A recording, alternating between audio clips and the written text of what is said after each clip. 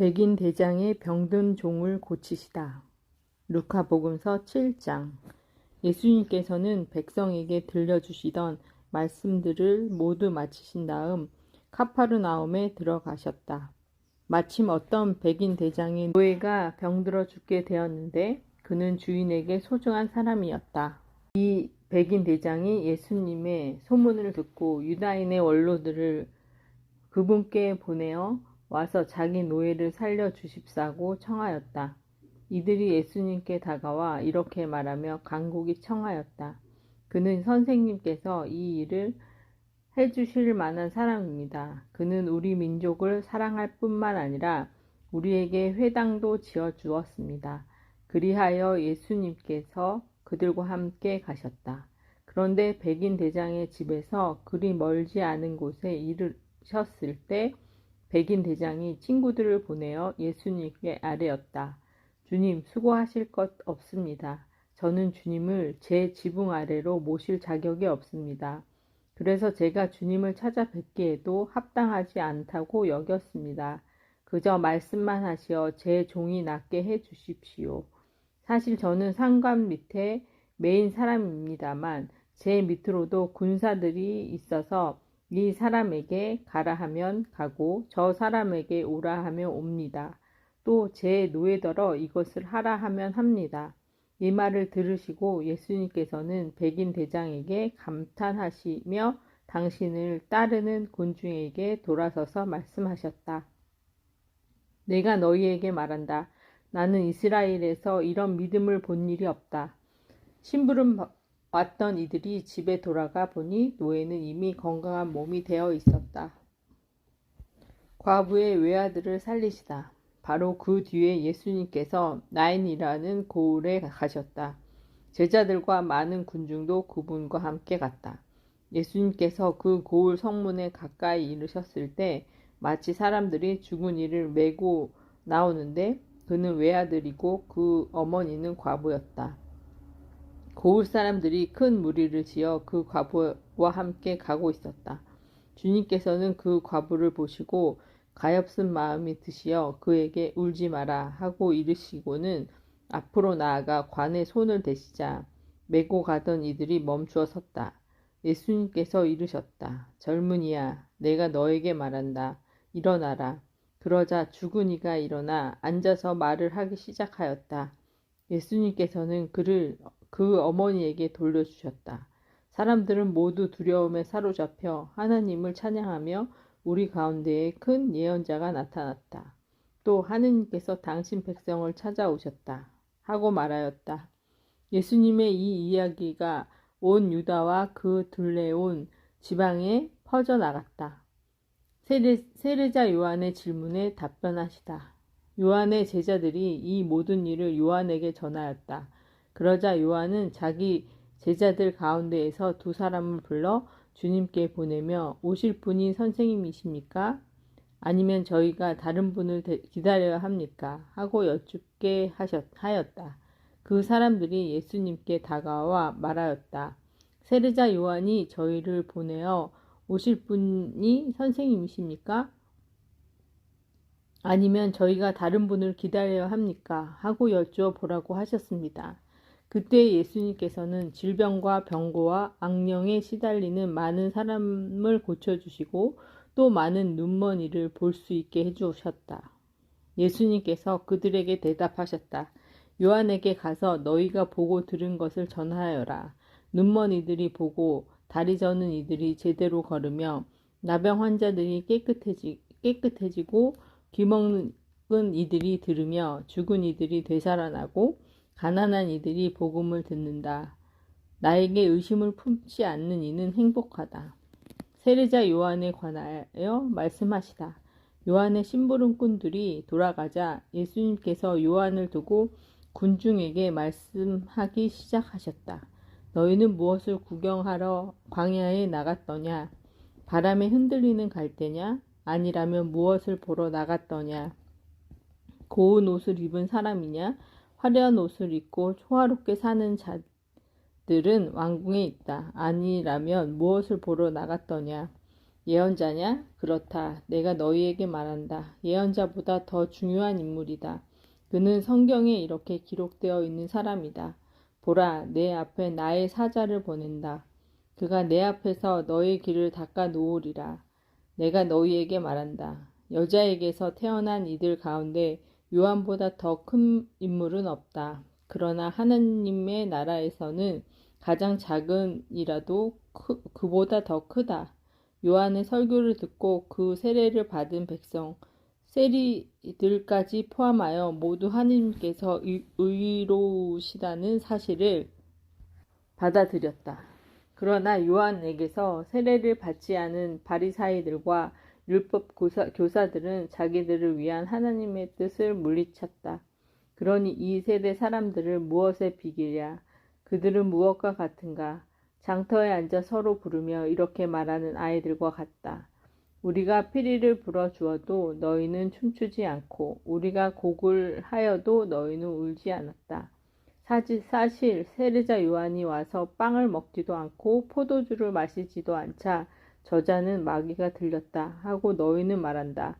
그런데 사람의 아들이 와서 먹고 마시자 보라 저자는 먹보요 술꾼이며 세리와 죄인들의 친구다 하고 너희는 말한다. 그러나 지혜가 옳다는 것을 지혜의 모든 자녀가 드러냈다. 죄 많은 여자를 용서하시다. 바리사이 가운데 어떤 이가 자기와 함께 음식을 먹자고 예수님을 초청하였다. 그리하여 예수님께서는 그 바리사이의 집에 들어가시어 식탁에 앉으셨다. 그 고을에 죄인인 여자가 하나 있었는데 예수님께서 바리사이의 집에서 음식을 잡수시고 계시다는 것을 알고 왔다. 그 여자는 향유가 든 오갑을 들고서 예수님 뒤쪽 발치에 서서 울며 눈물로 그분의 발을 적시기 시작하더니 자기의 머리카락으로 닦고 나서 그 발에 입을 맞추고 향유를 부어 발랐다. 예수님을 초대한 바리사이가 그것을 보고 저 사람이 예언자라면 자기에게 손을 대는 여자가 누구이며 어떤 사람인지 곧 죄인인 줄 알 터인데 하고 속으로 말하였다. 그때의 예수님께서 말씀하셨다. 시몬아 너에게 할 말이 있다. 시몬이 스승님 말씀하십시오 하였다. 어떤 채무자가 둘이 있었다. 한 사람은 500데나리온을 빚지고 다른 한 사람은 50데나리온을 빚졌다. 둘 다 갚을 길이 없으므로 채권자는 그들에게 빚을 탕감해 주었다. 그러면 그들 가운데 누가 채권자를 더 사랑하겠는가? 시몬이 더 많이 탕감받은 사람이라고 생각합니다 하고 대답하자 예수님께서는 옳게 판단하였다 하고 말씀하셨다. 그리고 그 여자를 돌아보시며 시몬에게 이르셨다. 이 여자를 보아라. 내가 내 집에 들어왔을 때 너는 나에게 발 씻을 물도 주지 않았다. 그러나 이 여자는 눈물로 내 발을 적시고 자기의 머리카락으로 닦아주었다. 너는 나에게 입을 맞추지 않았지만 이 여자는 내가 들어왔을 때부터 줄곧 내 발에 입을 맞추었다. 너는 내 머리에 기름을 부어 발라주지 않았다. 그러나 이 여자는 내 발에 향유를 부어 발라주었다. 그러므로 내가 너에게 말한다. 이 여자는 많은 죄를 용서받았다. 그래서 큰 사랑을 드러낸 것이다. 그러나 적게 용서받은 사람은 적게 사랑한다. 그러고 나서 예수님께서는 그 여자에게 말씀하셨다. 너는 죄를 용서받았다. 그러자 식탁에 함께 앉아있던 이들이 속으로 저 사람이 누구이기에 죄까지 용서해 주는가 하고 말하였다. 그러나 예수님께서는 그 여자에게 이르셨다. 내 믿음이 너를 구원하였다. 평안히 가거라. 여자들이 예수님의 활동을 돕다. 루카복음서 8장. 그 뒤에 예수님께서는 고을과 마을을 두루 다니시며 하느님의 나라를 선포하시고 그 복음을 전하셨다. 12 제자도 그분과 함께 다녔다. 악령과 병에 시달리다 낫게 된 몇몇 여자도 그들과 함께 있었는데 7 마귀가 떨어져 나간 막달레나라고 하는 마리아, 헤로데의 집사 쿠자스의 아내 요한나, 수산나였다. 그리고 다른 여자들도 많이 있었다. 그들은 자기들의 재산으로 예수님의 일행에게 시중을 들었다. 씨 뿌리는 사람의 비유. 많은 군중이 모이고 또 각 고을에서 온 사람들이 다가오자 예수님께서 그들에게 비유로 말씀하셨다. 씨 뿌리는 사람의 씨를 뿌리러 나갔다. 그가 씨를 뿌리는데 어떤 것은 길에 떨어져 발에 짓밟히기도 하고 하늘의 새들이 먹어버리기도 하였다. 어떤 것은 바위에 떨어져 싹이 자라기는 하지만 물기가 없어 말라버렸다. 또 어떤 것은 가시덤불 한가운데 떨어졌는데 가시덤불이 함께 자라면서 숨을 막아버렸다. 그러나 어떤 것은 좋은 땅에 떨어져 자라나서 100배의 열매를 맺었다. 예수님께서 이 말씀을 하시고 들을 귀 있는 사람은 들어라 하고 외치셨다. 비유로 말씀하신 이유. 제자들이 예수님께 그 비유의 뜻을 묻자 예수님께서 이르셨다. 너희에게는 하느님 나라의 신비를 아는 것이 허락되었지만 다른 이들에게는 비유로만 말하였으니 저들이 보아도 알아보지 못하고 들어도 깨닫지 못하게 하려는 것이다. 씨 뿌리는 사람의 비유를 설명하시다. 그 비유의 뜻은 이러하다. 씨는 하나님의 말씀이다. 길에 떨어진 것들은 말씀을 듣기는 하겠지만 악마가 와서 그 말씀을 마음으로 앗아가 버리기 때문에 믿지 못하여 구원을 받지 못하는 사람들이다. 바위에 떨어진 것들은 들을 때에는 그 말씀을 기쁘게 받아들이지만 뿌리가 없어 한때는 믿다가 시련의 때가 오면 떨어져 나가는 사람들이다. 가시덤불에 떨어진 것은 말씀을 듣기는 하였지만 살아가면서 인생의 걱정과 재물과 쾌락에 숨이 막혀 열매를 제대로 맺지 못하는 사람들이다. 좋은 땅에 떨어진 것은 바르고 착한 마음으로 말씀을 듣고 간직하여 인내로서 열매를 맺는 사람들이다. 등불의 비유. 아무도 등불을 켜서 그릇으로 덮거나 침상 밑에 놓지 않는다. 등경 위에 놓아 들어오는 이들의 빛을 보게 한다. 숨겨진 것은 드러나고 감추어진 것은 알려져 훤히 나타나기 마련이다. 그러므로 너희는 어떻게 들어야 하는지 잘 헤아려라. 정녕 가진 자는 더 받고 가진 것이 없는 자는 가진 줄로 여기는 것마저 빼앗길 것이다. 예수님의 참 가족. 예수님의 어머니와 형제들이 예수님을 찾아왔지만 군중 때문에 가까이 갈 수가 없었다. 그래서 누가 예수님께 스승님 어머님과 형제들이 스승님을 뵈려고 밖에서 계십니다 하고 알려드렸다. 그러자 예수님께서 그들에게 이르셨다. 내 어머니와 내 형제들은 하느님의 말씀을 듣고 실행하는 이 사람들이다. 풍랑을 가라앉히시다. 어느 날 예수님께서 제자들과 함께 배에 오르시어 그들에게 호수 저쪽으로 건너가자 하고 이르시니 그들이 출발하였다. 그들이 배를 저어 갈 때에 예수님께서는 잠이 드셨다. 그때에 돌풍이 호수로 내리 몰아치면서 물이 차 들어와 그들이 위태롭게 되었다. 제자들이 다가가 예수님을 깨우며 스승님, 저희가 죽게 되었습니다 하고 말하였다. 그러자 예수님께서 깨어나시어 바람과 물결을 꾸짖으시니 곧 잠잠해지며 고요해졌다. 예수님께서 그들에게 너희의 믿음은 어디에 있느냐 하셨다. 그들은 두려워하고 놀라워하며 서로 말하였다. 도대체 이분이 누구시기에 바람과 물에게 명령하시고 또 그것을 이분께 복종하는가. 마귀들과 돼지떼.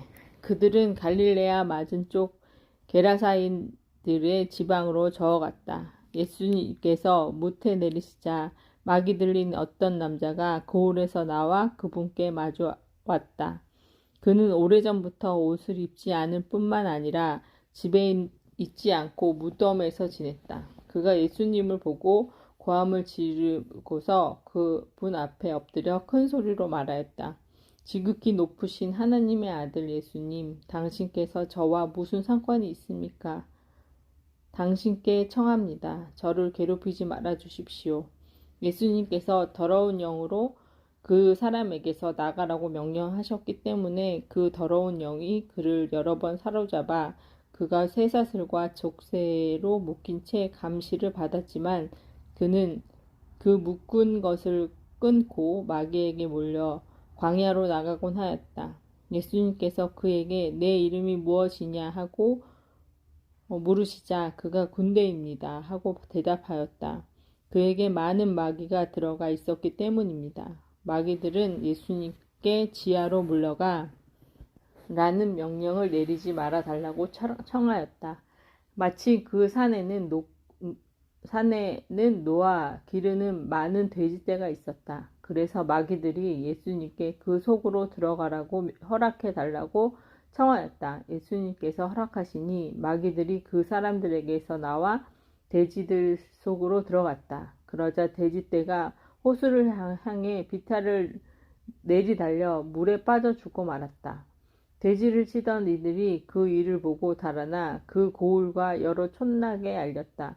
사람들은 무슨 일이 일어났는지 보려고 나왔다. 그들은 예수님께 와서 마귀들이 떨어져 나간 그 사람이 옷을 입고 제정신으로 예수님 발치에 앉아 있는 것을 보고는 그만 겁이 났다. 그 일을 본 사람들은 마귀 들렸던 이가 어떻게 구원받았는지 알려주었다. 그러자 게리사인들의 지역 주민 전체가 예수님께 자기들에게서 떠나 주십사고 요청하였다. 그들이 큰 두려움에 사로잡혔기 때문이다. 그리하여 예수님께서는 배에 올라 되돌아가셨다. 그때 마귀들이 떨어져 나간 그 남자가 예수님께 같이 있게 해주십사고 청하였다. 그러나 예수님께서는 그를 돌려보내며 말씀하셨다. 집으로 돌아가 하느님께서 너에게 해주신 일을 다 이야기해 주어라. 그래서 그는 물러가 예수님께서 자기에게 해주신 일을 온 마을에 두루 선포하였다. 야이로의 딸을 살리시고 하혈하는 부인을 고치시다. 예수님께서 되돌아오시자 군중이 그분을 맞아들였다. 모두 그분을 기다리고 있었던 것이다. 그때 야이로라는 사람이 왔는데 그는 회당장이었다.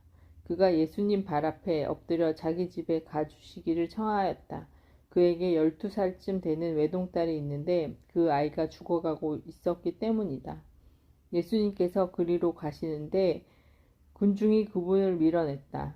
그 가운데에 12해 동안이나 하혈하는 여자가 있었다. 그 여자는 의사들을 찾아다니느라 가산을 탕진하였지만 아무도 그를 고쳐주지 못하였다.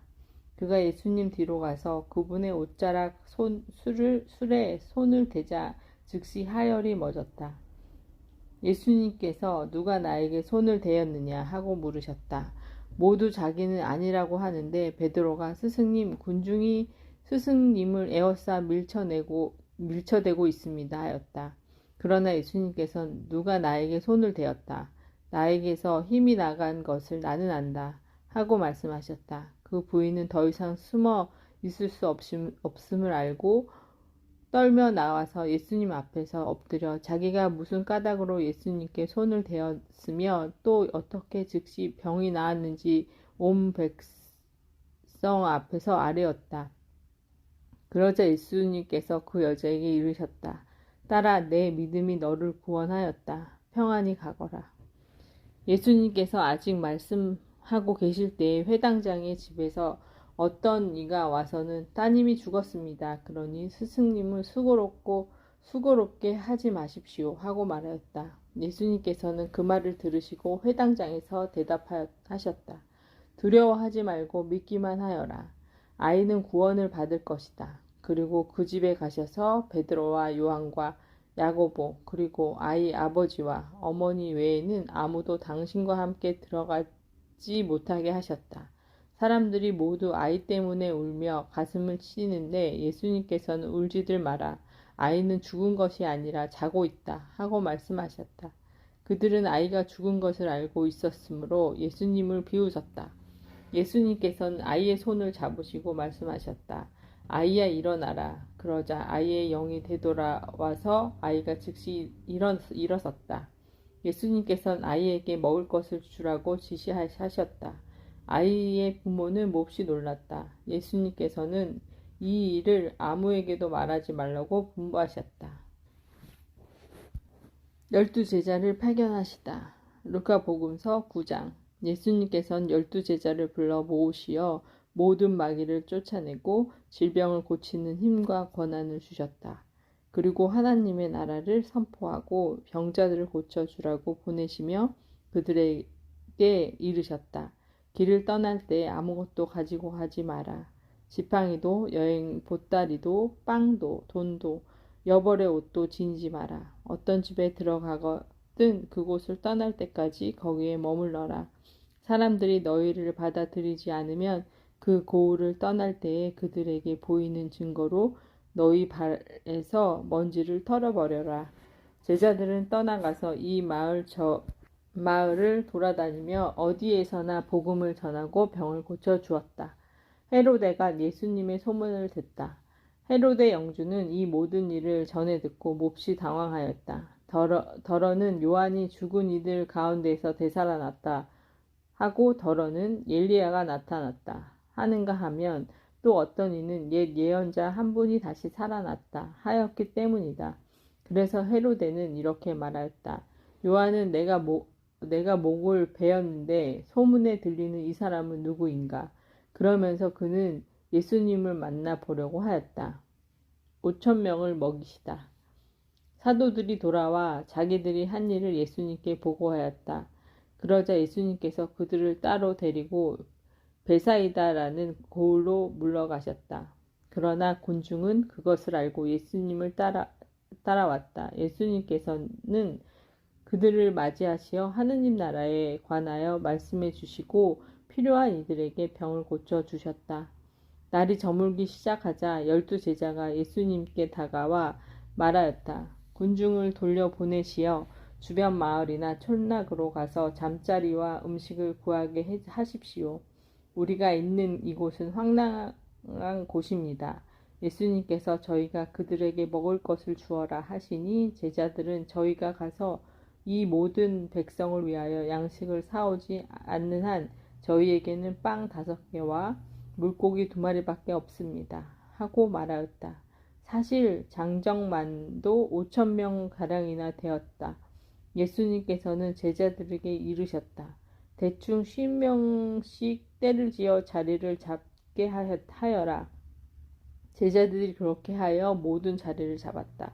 예수님께서는 빵 5개와 물고기 2마리를 손에 들고 하늘을 우러러 그들을 축복하신 다음 떼어 제자들에게 주시며 군중에게 나누어 주도록 하셨다. 사람들은 모두 배불리 먹었다.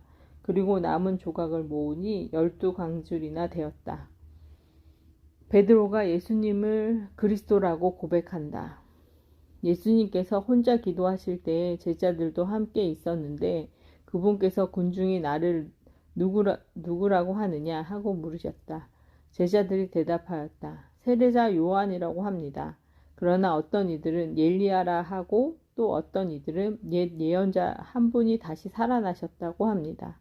예수님께서 다시 그러면 너희는 나를 누구라고 하느냐 하시자 베드로가 하느님의 그리스도이십니다. 하고 대답하였다. 그러자 예수님께서는 제자들에게 그것을 아무에게도 말하지 말라고 엄중하게 분부하셨다. 순환과 부활을 처음으로 예고하시다. 예수님께서는 이어서 사람들의 아들은 반드시 많은 고난을 겪고 원로들과 수석사제들과 율법학자들에게 배척을 받아 죽음을 당하였다가 사흘 만에 되살아나야 한다 하고 이르셨다. 예수님을 어떻게 따라야 하는가? 예수님께서 모든 사람에게 말씀하셨다. 누구든지 내 뒤를 따라오려면 자신을 버리고 날마다 제 십자가를 지고 나를 따라야 한다. 정녕 자기 목숨을 구하려는 사람은 목숨을 잃을 것이고 나 때문에 자기 목숨을 잃은 사람은 목숨을 구할 것이다.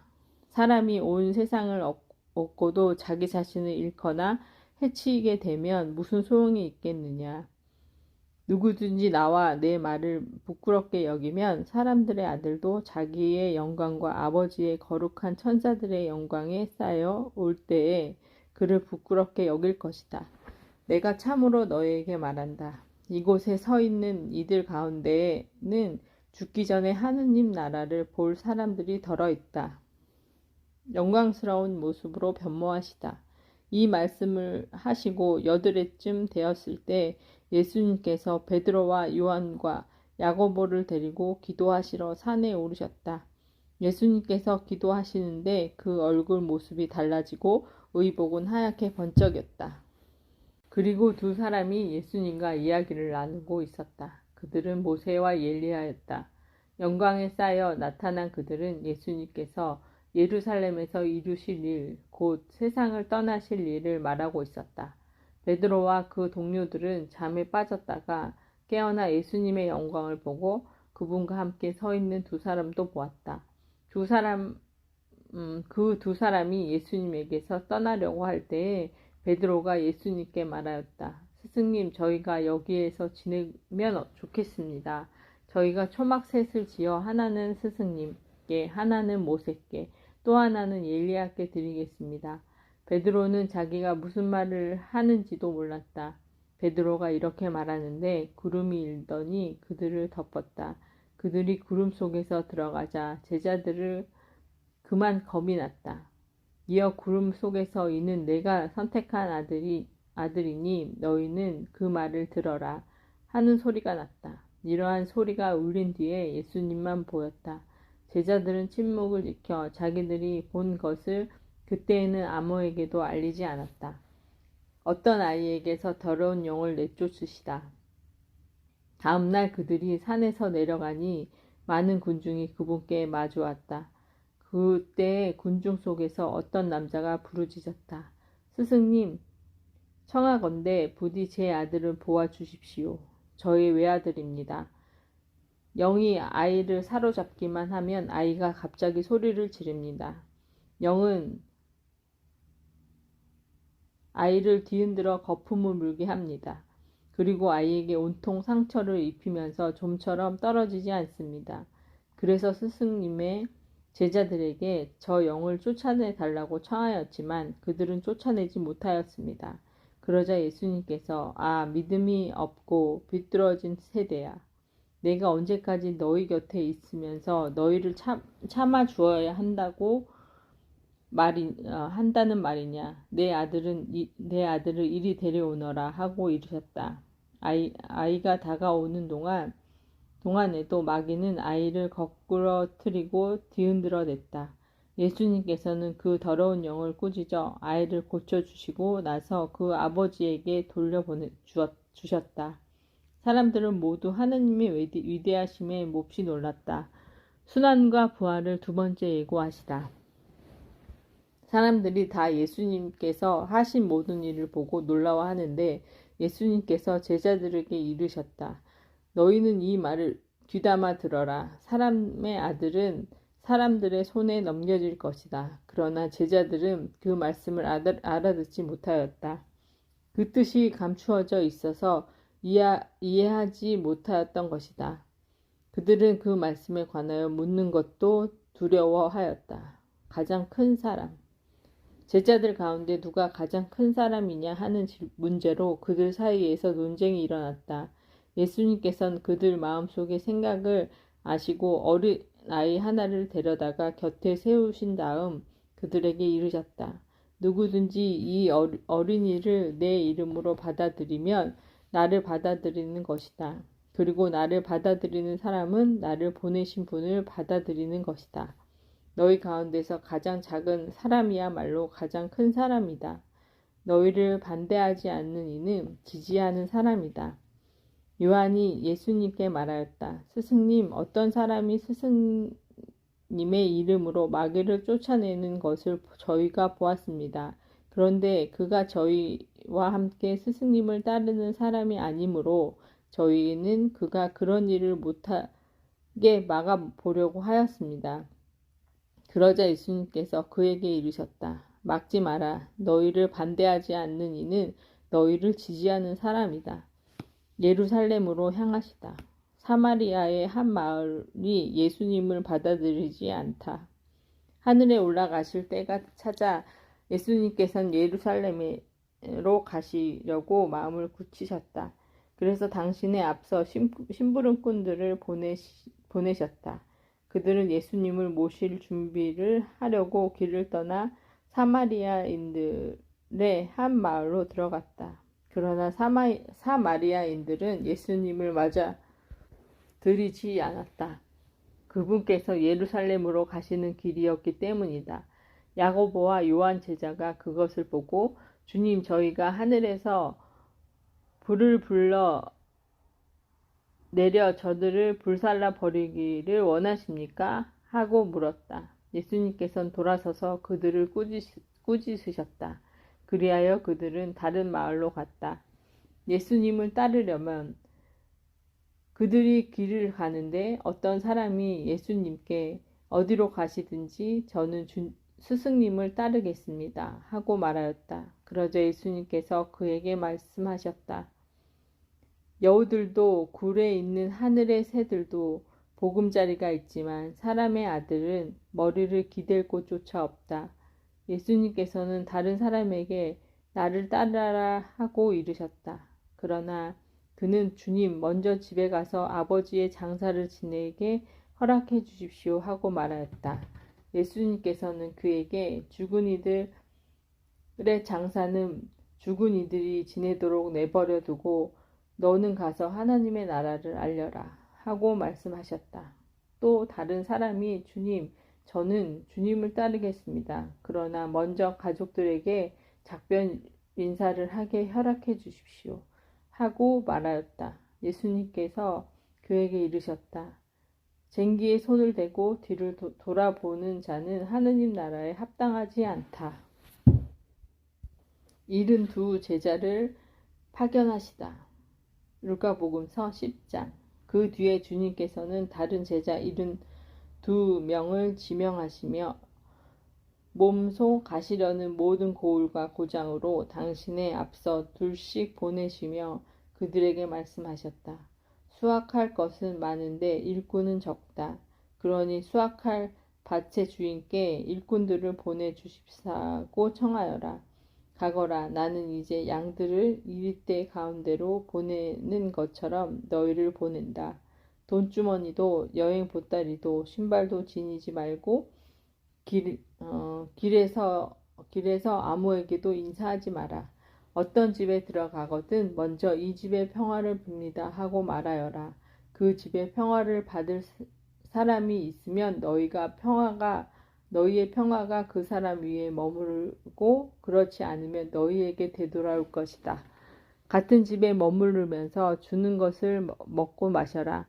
일꾼이 품삯을 받는 것은 당연하다. 이 집 저 집으로 옮겨 다니지 마라. 어떤 고을에 들어가든지 너희를 받아들이면 차려주는 음식을 먹어라. 그곳 병자들을 고쳐주며 하나님의 나라가 여러분에게 가까이 왔습니다 하고 말하여라. 어떤 고을에 들어가든지 너희를 받아들이지 않으면 한 길에 나가 말하여라. 여러분의 고을에서 우리발에 묻은 먼지까지 여러분에게 털어버리고 갑니다. 그러나 이것만은 알아두십시오. 하느님의 나라가 가까이 왔습니다. 내가 너희에게 말한다. 그날에는 소돔이 그 고울보다 견디기 쉬울 것입니다. 회개하지 않은 고울들, 불행하여라. 너 코라지나, 불행하여라. 너 베사다이야.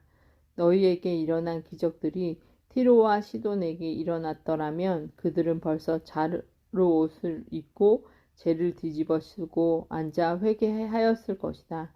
그러니 심판 때에 티로와 시돈이 너희에게 견디기 쉬울 것이다. 그리고 너 카파르나움아, 내가 하늘까지 오를 성 싶으냐? 저승까지 떨어질 것이다. 너희 말을 듣는 이는 내 말을 듣는 사람이고 너희를 물리치는 자는 나를 물리치는 사람이며 나를 물리치는 자는 나를 보내신 분을 물리치는 사람이다. 72 제자가 돌아오다. 이른두 제자가 기뻐하며 돌아와 말하였다. 주님, 주님의 이름 때문에 마귀들에게까지 저희에게 복종합니다. 마귀들까지 저희에게 복종합니다. 그러자 예수님께서 그들에게 이르셨다. 나는 사탄이 번개처럼 하늘에서 떨어지는 것을 보았다. 보라, 내가 너희에게 뱀과 정갈을 밟고 원수의 모든 힘을 억눌리는 권한을 주었다. 이제 아무에게도 너희를 해치지 못할 것이다. 그러나 영들이 너희에게 복종하는 것을 기뻐하지 말고 너희 이름이 하늘에 기록된 것을 기뻐하여라. 하느님 아버지와 아들. 그때 예수님께서 성령 안에서 즐거워하며 말씀하셨다. 아버지, 하늘과 땅의 주님, 지혜롭다는 자들과 슬기롭다는 자들에게는 이것을 감추시고 철부지들에게는 드러내 보이시니 아버지께 감사를 드립니다. 그렇습니다. 아버지의 선하신 뜻이 이렇게 이루어졌습니다. 나의 아버지께서는 모든 것을 나에게 넘겨주셨다. 그래서 아버지 외에는 아들이 누구인지 아무도 알지 못한다. 또 아들 외에는 그리고 내가 그 아버지를 드러내 보여주려는 사람 외에는 아버지께서 누구이신지 아무도 알지 못한다. 그리고 예수님께서는 돌아서서 제자들에게 따로 이르셨다. 너희가 보는 것을 보는 눈으로 행복하다. 내가 너희에게 말한다. 많은 예언자와 임금이 너희가 보는 것을 보려고 하였지만 보지 못하였고 너희가 듣는 것을 들으려고 하였지만 듣지 못하였다. 가장 큰 계명. 어떤 율법 교사가 일어서서 예수님을 시험하려고 말하였다. 스승님, 제가 무엇을 해야 영원한 생명을 받을 수 있습니까? 예수님께서는 그에게 말씀하셨다. 율법에 무엇이라고 쓰여 있느냐? 너는 어떻게 읽었느냐? 그가 내 마음을 다하고 내 목숨을 다하고 내 힘을 다하고 내 정신을 다하여 주 너희 하나님을 사랑하고 내 이웃을 너 자신처럼 사랑해야 한다 하였습니다. 하고 대답하자 예수님은 그에게 이르셨다. 옳게 대답하였다. 그렇게 하여라. 그러면 내가 살 것이다. 착한 사마리아인의 비유. 그 율법 교사는 자기가 정당함을 드러내고 싶어서 예수님께 그러면 누가 저의 이웃입니까? 하고 물었다. 예수님께서 응답하셨다. 어떤 사람이 예루살렘에서 예리고로 내려가다가 강도들을 만났다. 강도들은 그의 옷을 벗기고 그를 때려 초주검으로 만들어 놓고 가버렸다. 마침 어떤 사제가 그 길로 내려가다가 그를 보고는 길 반대쪽으로 지나가 버렸다. 레위인도 마찬가지로 그곳에 이르러 그를 보고서 길 반대쪽으로 지나가 버렸다. 그런데 여행을 하던 어떤 사마리아인은 그가 있는 곳에 이르러 그를 보고서는 가엾은 마음이 들었다.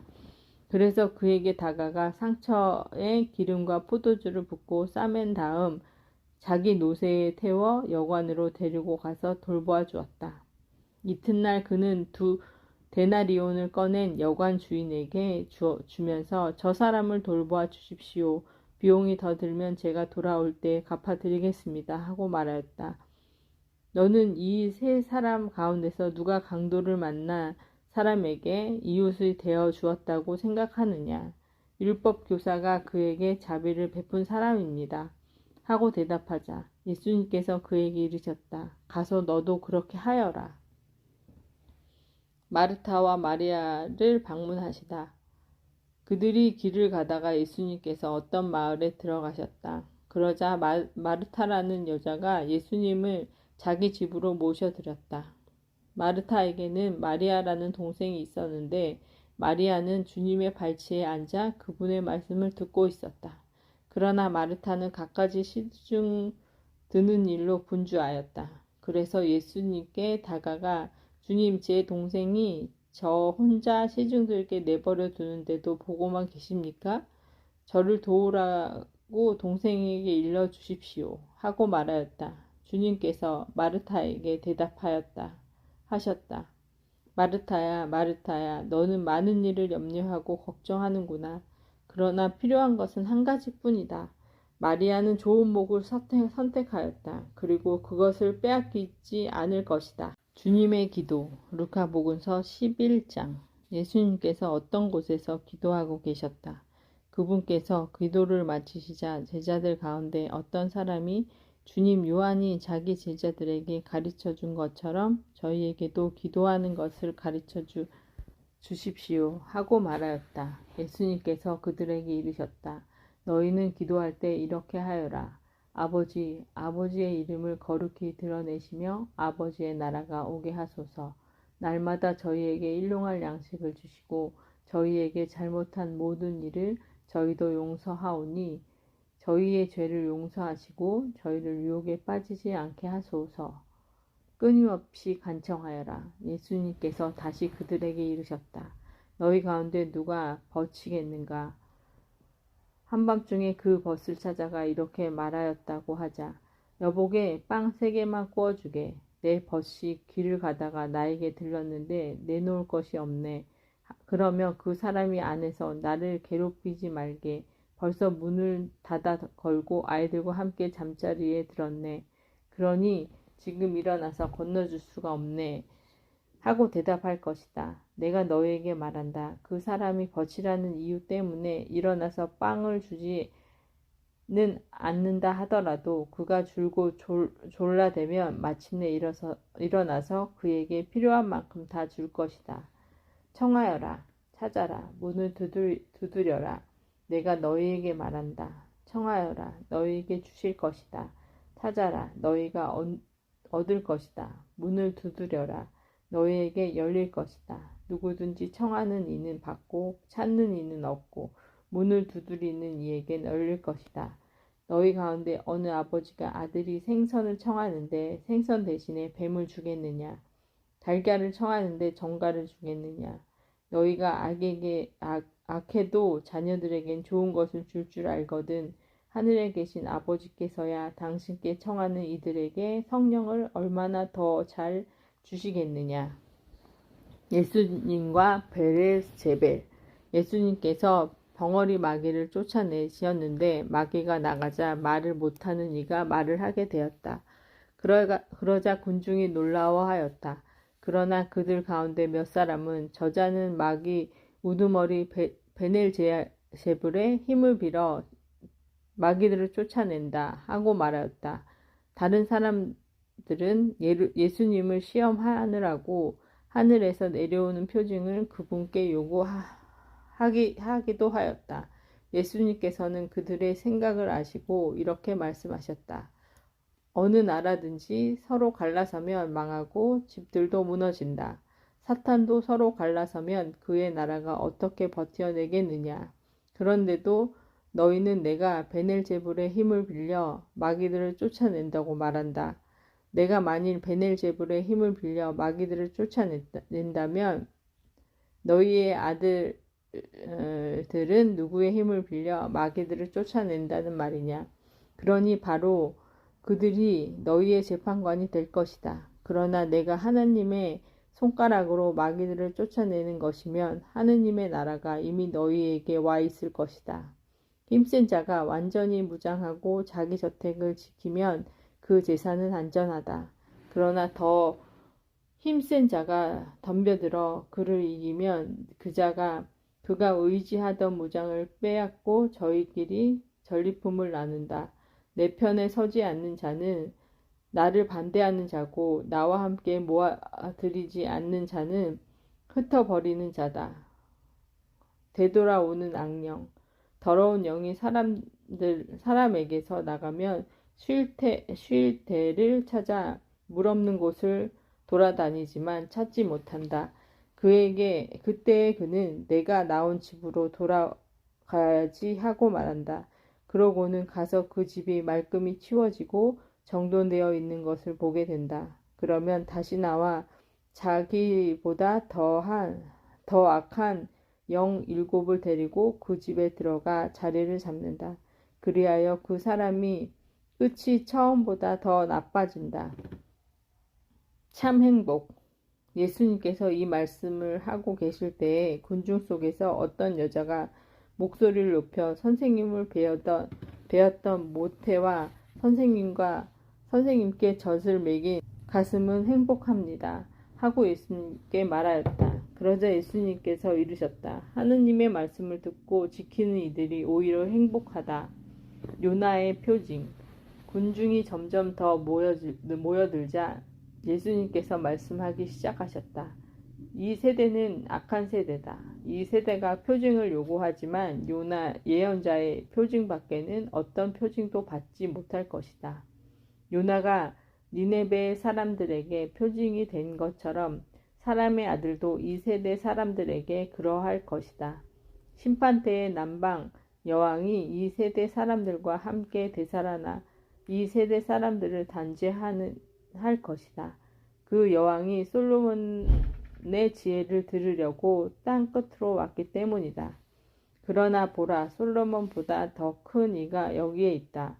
심판 때에 니네베 사람들이 이 세대와 함께 다시 살아나 이 세대를 단죄할 것이다. 그들이 요나의 설교를 듣고 회개하였기 때문이다. 그러나 보라, 요나보다 더 큰 이가 여기에 있다. 눈은 몸의 등불. 아무도 등불을 켜서 숨겨두거나 함지 속에 놓지 않는다. 등경 위에 놓아 들어오는 이들이 빛을 보게 한다. 내 눈은 내 몸의 등불이다. 내 눈이 맑을 때에는 온몸도 환하고 성하지 못할 때는 몸도 어둡다.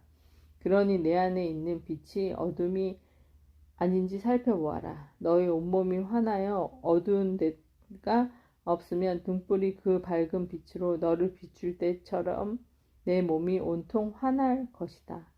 바리사이들과 율법 교사들을 꾸짖으시다.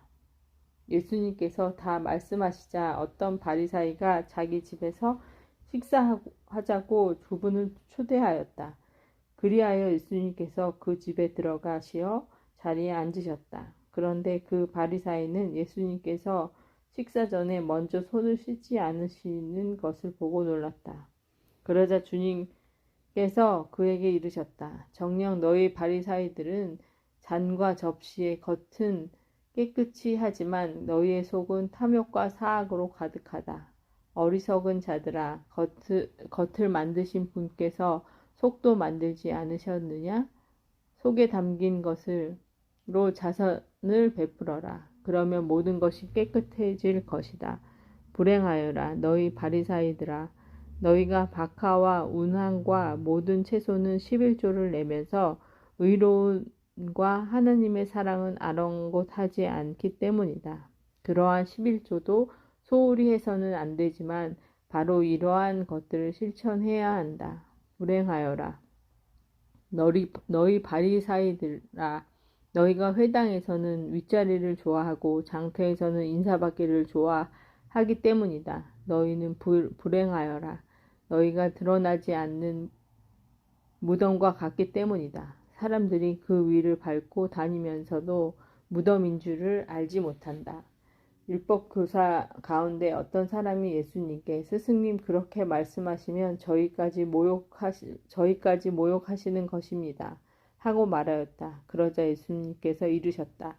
너희 율법 교사들도 불행하여라. 너희가 흥겨운 짐을 사람들에게 지워놓고 너희 자신들은 그 짐에 손가락 하나 대려고 하지 않기 때문이다. 너희는 불행하여라.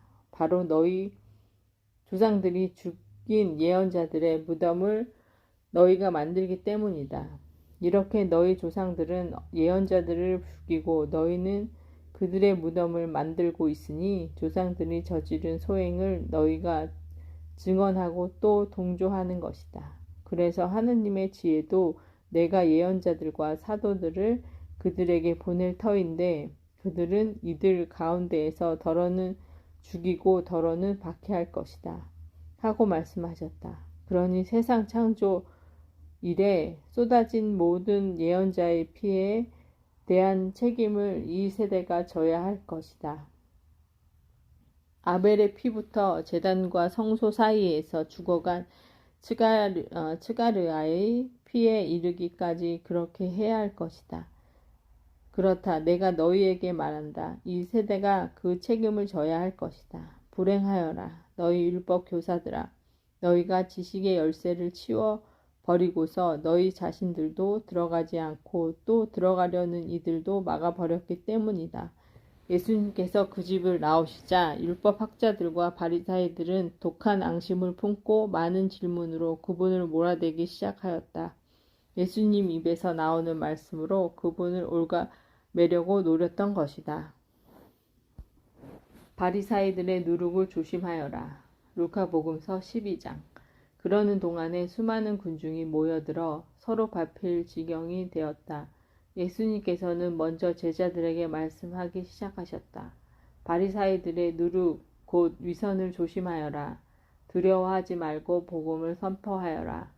숨겨진 것은 드러나기 마련이고 감추어진 것은 알려지기 마련이다. 그러므로 너희가 어두운 데에서 한 말을 사람들이 모두 밝은 데에서 들을 것이다. 너희가 골방에서 귀에 대고 속삭인 말은 지붕 위에서 선포될 것이다. 나의 벗인 너희에게 말한다. 육신은 죽어도 그 이상 아무것도 못하는 자들을 두려워하지 말라. 누구를 두려워해야 할지 너희에게 알려주겠다. 육신을 죽인 다음 지옥에 던지는 권한을 가지신 분을 두려워하여라. 그렇다. 내가 너희에게 말한다. 바로 그분을 두려워하여라. 참새 5마리가 둔입에 팔리지 않느냐. 그러나 그 가운데 한 마리도 하느님께서 잊지 않으신다. 더구나 하느님께서는 너희의 머리카락까지 다 세워두셨다. 두려워하지 마라. 너희는 수많은 참새보다 더 귀하다. 내가 너희에게 말한다. 누구든지 사람들 앞에서 나를 안다고 증언하면 사람의 아들도 하나님의 천사들 앞에서 그를 안다고 증언할 것이다. 그러나 사람들 앞에서 나를 모른다고 하는 자는 사람의 아들도 하나님의 천사들 앞에서 그를 모른다고 할 것이다.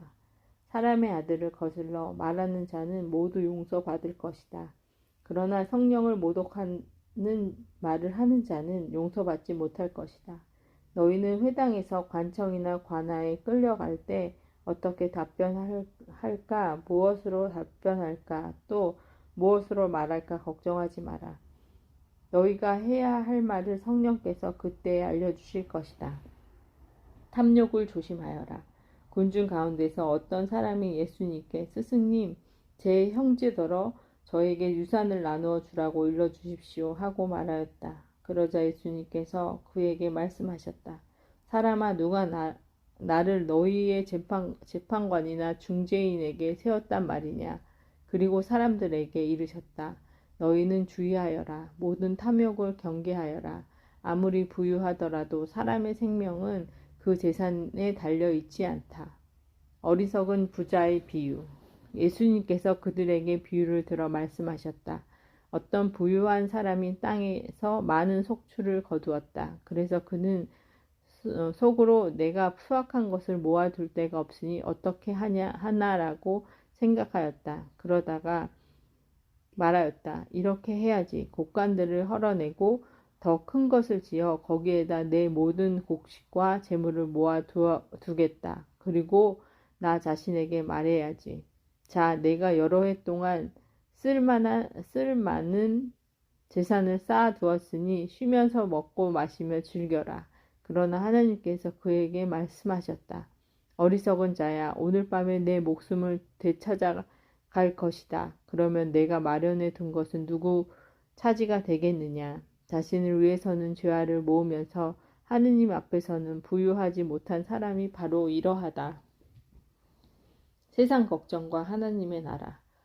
예수님께서 제자들에게 이르셨다. 그러므로 내가 너희에게 말한다. 목숨을 부지하려고 무엇을 먹을까? 몸을 보호하려고 무엇을 입을까? 걱정하지 마라. 목숨은 음식보다 소중하고 몸은 옷보다 소중하다. 까마귀들을 살펴보아라. 그것들은 씨를 뿌리지도 않고 거두지도 않을 뿐만 아니라 골방도 곡간도 없다. 그러나 하느님께서 그것들을 먹여주신다. 너희가 새들보다 얼마나 더 귀하냐. 너희 가운데 누가 걱정한다고 해서 자기 수명을 조금이라도 늘릴 수 있느냐. 너희가 이처럼 지극히 작은 일도 할 수 있는데 할 수 없는데 어찌 다른 것들을 걱정하느냐. 그리고 나리꽃들이 어떻게 자라는지 살펴보아라. 그것들은 애쓰지 않고 길쌈도 하지 않는다. 그러나 내가 너희에게 말한다. 솔로몬도 그 온갖 영화 속에서 이 꽃 하나만큼 차려입지 못한다. 오늘 들에서 있다가도 내일이면 아궁이에 던져질 풀까지 하느님께서 이처럼 입히시거든 너희야 얼마나 더 잘 입히시겠느냐. 이 믿음이 약한 자들아, 너희는 무엇을 먹을까 무엇을 마실까 하고 찾지 마라. 염려하지 마라. 이런 것들은 모두 이 세상 다른 민족들이 애써 찾는 것이다. 너희의 아버지께서는 이것들이 너희에게 필요함을 아신다. 오히려 너희는 그분의 나라를 찾아라. 그러면 이것들도 곁들어 받게 될 것이다. 너희들 작은 양떼야, 두려워하지 마라. 너희 아버지께서는 그 나라를 너희에게 기꺼이 주기로 하셨다. 보물을 하늘에 쌓아라. 너희는 가진 것을 팔아 자선을 베풀어라. 너희 자신을 위하여 해지지 않는 돈주머니와 충나지 않는 보물을 하늘에 마련하여라. 거기에는 도둑이 다가가지도 못하고 좀이 쏠지도 못한다. 사실 너희의 보물이 있는 곳에 너희의 마음도 있다. 깨어 있어라. 너희는 허리에 띠를 메고 등불을 켜놓고 있어라. 혼인잔치에서 돌아오는 주인이 도착하여 문을 두드리면 곧바로 열어주려고 기다리는 사람들처럼 되어라. 행복하여라. 주인이 와서 볼 때에 깨어있는 종들. 내가 진실로 너희에게 말한다. 그 주인은 띠를 메고 그들을 식탁에 앉게 한 다음 그들 곁으로 가서 시중을 들 것이다. 주인이 밤중에 오든 새벽에 오든 종들의 그러한 모습을 보게 되면 그 종들은 행복하다. 이것을 명심하여라. 도둑이 몇 시에 올지 집주인이 알면 자기 집을 뚫고 들어오도록 내버려 두지 않을 것이다. 너희도 준비하고 있어라. 너희가 생각하지도 않을 때에 사람들의 아들이 올 것이다. 충실한 종과 불충실한 종. 베드로가 주님, 이 비유를 저희에게 말씀하시는 것입니까? 아니면 다른 모든 사람에게 말씀하는 것입니까? 하고 물었다. 그러자 주님께서 이르셨다. 주인이 자기 집 종들을 맡겨 제때에 정해진 양식을 내주게 할 충실하고 슬기로운 집사는 어떻게 하는 사람이겠느냐. 행복하여라. 주인이 돌아와서 볼 때에 그렇게 일하고 있는 종. 내가 참으로 너희에게 말한다. 주인은 자기의 모든 재산을 그에게 맡길 것이다.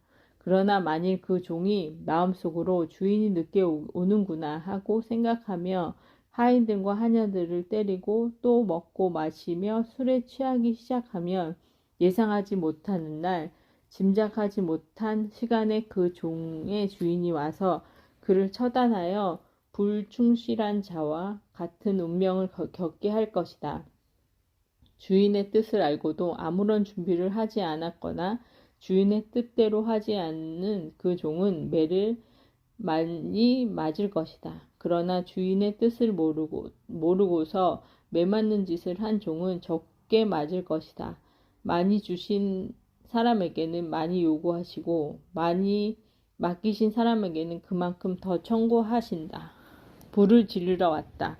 나는 세상에 불을 지르러 왔다. 그 불이 이미 타올랐으면 얼마나 좋으랴. 내가 받아야 하는 세례가 있다. 이 일이 다 이루어질 때까지 내가 얼마나 짓눌릴 것인가. 분열을 일으키러 왔다. 내가 세상에 평화를 주러 왔다고 생각하느냐? 아니다. 내가 너희에게 말한다. 오히려 분열을 일으키러 왔다. 이제부터는 한 집안의 5 식구가 서로 갈라져 세 사람이 두 사람을 맞고서 두 사람이 세 사람을 맞설 것이다. 아버지가 아들에게, 아들이 아버지에게, 어머니가 딸에게, 딸이 어머니에게, 시어머니가 며느리에게, 며느리가 시어머니에게 맞서 갈라지게 될 것이다. 시대를 알아보아라. 예수님께서 군중에게도 말씀하셨다. 너희는 구름이 서쪽에서 오는 것을 보면 곧 비가 오겠다 하고 말한다. 과연 그대로 된다. 또 남풍이 불면 더워지겠다 하고 말한다. 과연 그대로 된다. 위선자들아, 너희는 땅과 하늘의 징조는 풀이할 줄 알면서 이 시대는 어찌하여 풀이할 줄 모르느냐. 늦기 전에 화해하여라. 너희는 왜 올바른 일을 스스로 판단하지 못하느냐. 너를 고소한 자와 함께 재판관에게 갈 때 도중에 그의 합의를 보도록 힘써라.